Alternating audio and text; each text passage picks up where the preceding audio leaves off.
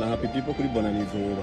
niyo yonyene ndiko ndategura ubuye wavuze yu umenye ko atamuririmbye umurundi azobarimo none bose najyana amazina ya bamwe mu baririmbyi decision yanje ndayibasabye Paulin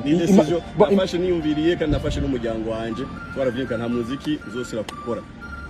donc umuziki urimwo zina murundi wese apana zina murundi nta muziki uzosira gukora tout simplement uzobaze Dramatine uzobaze ba Christian bose n'imiziki twakoranye yose nabyo abarinzi bose mu mufata imiziki yanyu warayihebye imiziki mwakoranye yose nayibasubije ati ubuherutse ku munsi w'ejo no twabonye indirimbo yes ego twazosha umwanya no twabonye indirimbo sinokurarana yagarutse kuri YouTube ya Double J abantu benshi bariyumvira ati ya audio bariyumvira ati byagenze gute mu gihe tunzi yuko Paulin yayibaninze nibiki byagenze gute nakubwiye je muri vacances na jana kurikiranye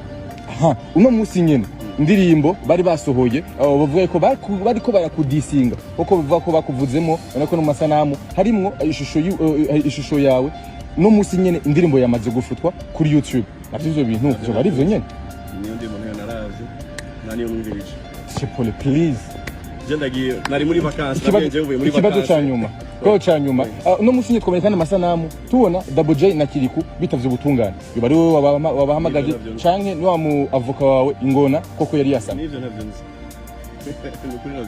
nukuri Fimana Paulin abantu bose bakeneye kumenya ukuri kuko baragukunda bakeneye ukuri nazi nivyo byose navyo nzi murakoze yes murakoze cyane nzi ko tuzokurondera basi mu nyuma hamushoboye basi kuduha umuco ukwiye oya nta interview zosura kugira nibindi bigize kubera mwebwe